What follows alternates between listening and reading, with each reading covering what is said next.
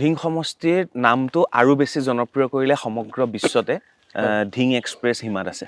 হয় হিমাৰ লগত মই সেই বহুত পুৰা প্ৰায় ভণ্টি মোৰ মই তেওঁৰ ঘৰতো গৈছোঁ, বহুত বাৰ গৈছোঁ। যেতিয়া প্ৰথমবাৰ হিমা দাসে বিজয়ী হৈ আহিলে তেতিয়া তেওঁৰ ঘৰলৈ যাবলৈ ৰাস্তা নাই।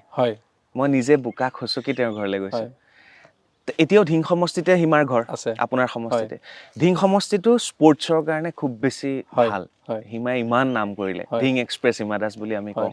চ' আপুনি নাভাবেনে নতুন প্ৰজন্মই হিমা দাসৰ দৰে আৰু ওলাই আহক ধিং সমষ্টিৰ পৰা, তেনেকুৱা পৰিকল্পনা আছে? হয়, আপুনি ভাল প্ৰশ্ন কৰিছে। হিমা দাসৰ ঘৰ আচলতে আমাৰ ওচৰতে। আৰু এই বিগত ধৰক 1 বছৰত মই চাগে ধিং সমষ্টিত কমেও 100 খেলত মই মানে মুখ্য অতিথি হিচাপে মোক মাতিছে যুৱকসকলে। মই তাত গৈছোঁ, খেল উদ্বোধন কৰিছোঁ, খেল উপভোগ কৰিছোঁ। আৰু মই সদায় মোৰ যিমান দূৰ মনত আছে মই সকলোতে হিমা দাসৰ উদাহৰণটো মই দিছোঁ।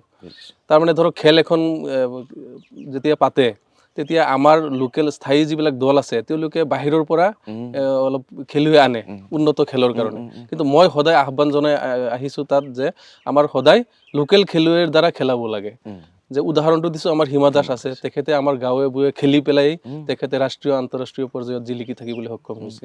গতিকে মই যুৱকসকলক সদায় আহ্বান এইটোৱে জনাই আহিছোঁ যে নিজে খেলিব লাগে। স্থায়ী খেলুৱৈৰ দ্বাৰা মই ক্লাবসকলকো আহ্বান জনাইছোঁ যে স্থায়ী খেলুৱৈ যাতে তেওঁলোকক আগবঢ়াই দিব পাৰে, যাতে তেওঁলোকে হিমা দাসৰ নিচিনা আগলৈ আগুৱাই যাব পাৰে। নিশ্চয়।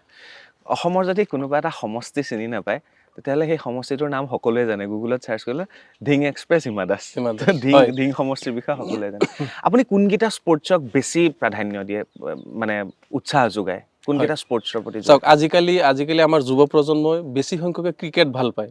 কিন্তু আচলতে কথাটো তেনেকুৱা নহয়। এতিয়া আজিৰ যুৱক যুৱতীসকলে আগৰ দিনৰ নিচিনা এতিয়াৰ দিন নাই। এতিয়া যুৱক যুৱতীসকলে আচলতে খেলক কেৰিয়াৰ হিচাপে লৈ আগবাঢ়ি গৈ আছে। গতিকে সকলোৱে যদি অকল ক্ৰিকেটেই ভাল পায়, ক্ৰিকেট খেলে, তেতিয়াহ'লে বাকী খেলত হেৰি নাথাকে। এতিয়া চবতে স্কোপ আছে। এতিয়া ধৰক ভলীবল আছে বা আপোনাৰ ফুটবল আছে বা বেডমিণ্টন আছে, তেনেকুৱা হকী আছে। গতিকে চবতে যদি যুৱকসকলে যায় তেতিয়াহ'লে হয়তো স্কোপটো বাঢ়ি যাব। চবে যদি ক্ৰিকেট খেলে, ক্ৰিকেটত কেইজনক স্থান দিব? ক্ৰিকেটটো চৌখিন মানুহৰ খেল ন? হয়, আৰু অলপ দীঘলীয়া হয় খেলটো। আৰু ইণ্ডিভিজুৱেল খেলবিলাকত আগবাঢ়িবলৈ আৰু ভাল। ব্যক্তিগতভাৱে মই কিন্তু ফুটবল, ভলীবল এইকেইটা কিন্তু মই ভাল পাওঁ। ভাল পায়, নিশ্চয়।